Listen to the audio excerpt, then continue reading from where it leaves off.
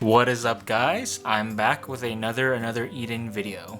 This video I'm going to be talking about my personal tier list for Another Eden going up to 1.5, and I hope that it just helps with anyone out there that has any questions about a unit, or they're trying to re-roll, or they want to see what they should save up for, since at the moment of releasing this video we're still roughly around 2 updates coming up before 1.5. And the significance of 1.5 is essentially they're going to release a system called Another Style that will make some units be much stronger than their original counterparts. So here we have it. We're going to start from the bottom to the top. And just to get it out of the way, I think that all units in this game are usable. You can beat the game, the main story, and including some of the side quests just using the free unit characters that they provide for you. But at the same time, the 5 stars are also all usable as long as you create a team around them and you tackle content that is geared towards their specific pros versus their cons.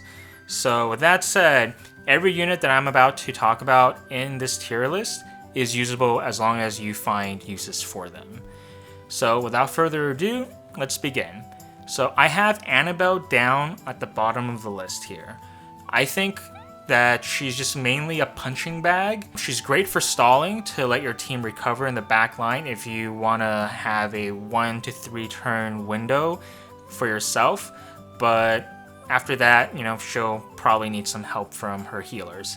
And she does have low speed, so it's going to be hard to utilize her defensive buffs against harder boss fights. That's going to outspeed her, which is useless when you're trying to set up, defense buffs. Her damage output is also pretty low. It's around the levels of a 4-star. So she has low speed, low damage. She does have access to taunt, so that could be useful early on in the game. But as you progress to endgame, I do think that she does fall off a bit. Next, the good tier, and we'll start off with Nagi, one of the water units that came out for the 1,000-year-old palace. So she hits like a truck, with some of the highest damage modifiers available pre 1.5. She's primarily a single target DPS. In fact, all her skills are single target. And so she does require some buffers to make her shine. And if you do have slash units that you're running, she can lower slash resistance of the enemies to increase their damage. And she does have access to a skill that does a medium damage that heals her and inflicts pain, which is nice. Next, we'll talk about Melina. She's similar to another unit that we'll talk about later, but is gimped mainly by her skill set. She's a little bit odd because her AoE attacks are magic based, while her other skills are physical based. So she can do both. They might require both buffs if you want to fully capitalize on her attacks. You can allow your physical team to do more damage with her because she reduces the physical resistance of the enemy, which is pretty useful. Next, we have Shane. She hits pretty hard by herself, and she allows a lot of your water units to hit harder. But since the water debuff only lasts 1 turn, if you want to keep that water debuff up, you'll be locked into using her. She's essentially the water buffer of Melina, where Melina empowers physical, Shani empowers your water units. Ewan's at the good tier list because he has an AoE stun that can nullify a lot of mob attacks, and he doesn't really become super duper useful until you want to start grinding like other land regions, specifically Rattle in areas 1 and 2. Over there, he has a lot of mobs that are weak to him, which is why they released him around that time. But outside of just stunning mobs and some decent damage output, any other damage dealer that can outdamage him to kill the mob instead of having to stun the mob would be more useful in my opinion. Next, I'll talk about Garyu. I think he's around this tier list because he is low speed. He basically gets outsped by the Otherland mobs, which is an endgame dungeon in this game. Unless you stick a speed badge on him, he's probably just great for experience grinding. Next, we have Suzette. So mainly how I see her is I usually use her to just to spam the XL AoE that she has until her mana is gone. Her mana pool is slightly better than Loquito's, but it's still one of the lowest mana pool in the game. And she does have a self-heal skill if you really need to use it. And finally, we have Loquito.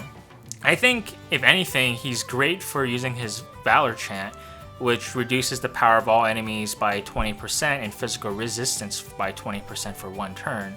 The only problem is that he has a heck of a mana issue, so you'll just be using his AoE, XL skill that provides, blunt debuff, and you'll be out of mana after a couple uses.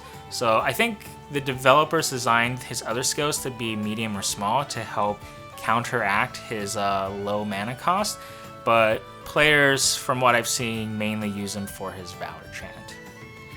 The next tier list, let's start off with Seti. He has a good intellect debuff skill that is perfect for bosses if you have a lot of magic users. He has a stackable self-power debuff that could be useful for another force setup, but he mainly suffers from a lack of elemental multi-hits. But I put him under great just because I feel like most players that start playing this game probably got either Mighty or Tuva, or they were rolling for one of them since they're considered high on the tier list for damage dealers. Next, I have Leclerc. I think she's a great unit, mainly because she has access to a 3XL skill that is perfect for building your Another Force, and also it's perfect for maintaining the Another Force for longer duration. She has a pretty good Valor Chant as well that decreases the power of all the enemies and physical resistance by minus 20%, and she also has access to a couple good utility skills such as, a power AoE debuff that sometimes might not apply, but still nonetheless, a decent damage dealer with access to utility is always welcome in my book. Next, I have Iska here. She is primarily used as a VC bot as well, mainly because it's so good. It's a power and intelligence debuff for 20%. And she also has an attack that increases her own attack and speed up, which is pretty good too. She doesn't hit the hardest, but a lot of people use her because of her powerful Valor Chant skill. Next, I have Levia here. She hits super hard and is nice for people without the gotcha mages, such as Mighty in this case. But she's basically Mighty without, his sleep or his aqua wall, where I have her at great. Next, we have Serene. She's mainly a single target earth damage dealer, and she could be pretty useful for the Leviathan boss fight if you're lacking in earth damage dealers. And she is a fairly strong self buffer as well that can increase her damage even more. So I think she has some more uses overall in most of the game. That's why I put her there. And finally, we have Myris, who is going to be released at 1.4.9. She's pretty useful. She's essentially another 5-star healer support that they'll release. She has access to a medium heal that'll heal around 1.2 to 1.4k without an intellect buff. She has access to physical defense buffs for your team, defense debuffs for the enemy, and overall a very, very solid healer supporter unit. And finally, we have the top tier S tier. Let's go over some of these S tier units. So first of all, Mario, staple healer throughout the entire game, has a large heal, I think it's XL heal, my bad, has a large null element attack that is great, that scales with intelligence, has access to Aurora Force, which essentially trivializes a lot of fights since it reduces the damage. She also has access to a cleanse with a speed buff for AoE, an AoE for her team, which is godlike. She basically is going to be the staple healer for the rest of the game. It won't be until much later down the line where she is even taken into competition with her stance on the tier list. And even then, she's still one of the best units you can ever get in this game. Next, we have Yuna. Yuna as a support is pretty good too. She has access to buffs and debuffs for both power and intelligence, and in one skill, and she can also lower the enemy's attack or magic depending on which skill you want to be using. She also has access to Mega Poison, which is the only unit that can provide Mega Poison that's spammable for the game. So overall, she's really good. She also has access to a Cleanse too, which is really useful for team fights as well. Next, we have Xion. Xion is a fire damage dealer, which is really good for boss fights. He's particularly known as the boss killer since he has access to a 3XL attack. He also has access to fire resistance down with one of his attacks that does a lot of damage too. It's one of the more higher multipliers in the game, and overall he just does a lot of damage and he's really good at it. Next up, we have Azami, whom I see her as the wind version of Xion. The only difference is that the Valor chants are quite different. Xion lowers physical damage, whereas Azami lowers intelligence.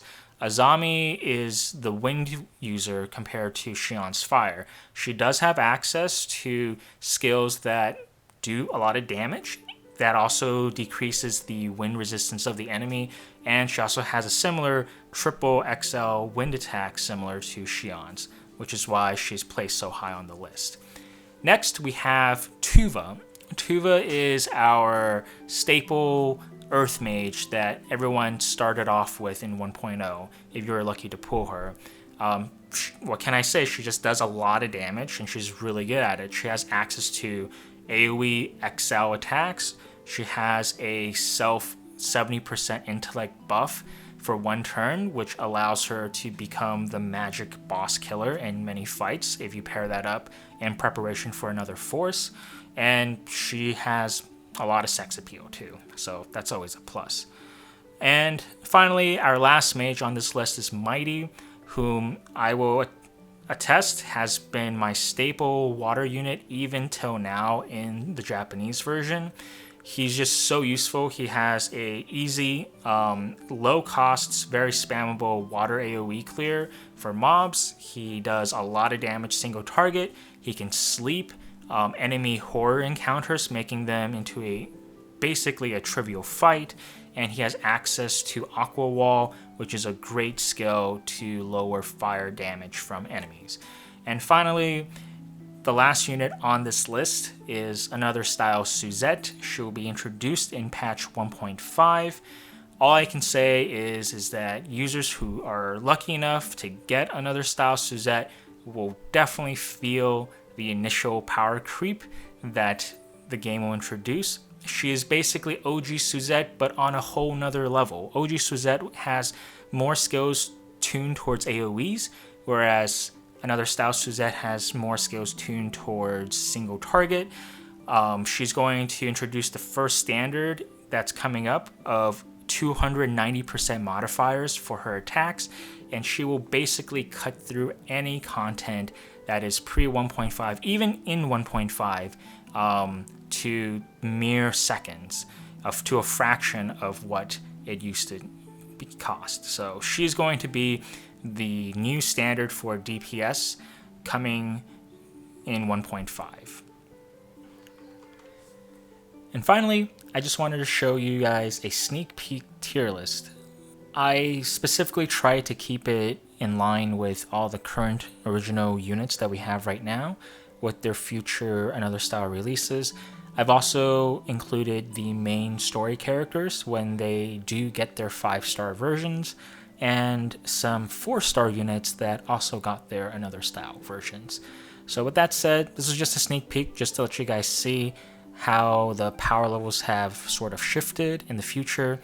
The list is definitely tentative, considering that Japan is currently on a spree giving out manifest weapons to some of the older units to bring them more in line with the current power level of the 2.0 units. Anyways, hope you guys liked the video. This video might be a little bit controversial, but I thought, why not add in my take on tier lists? So, hope you guys have a nice day. Take care. Bye-bye.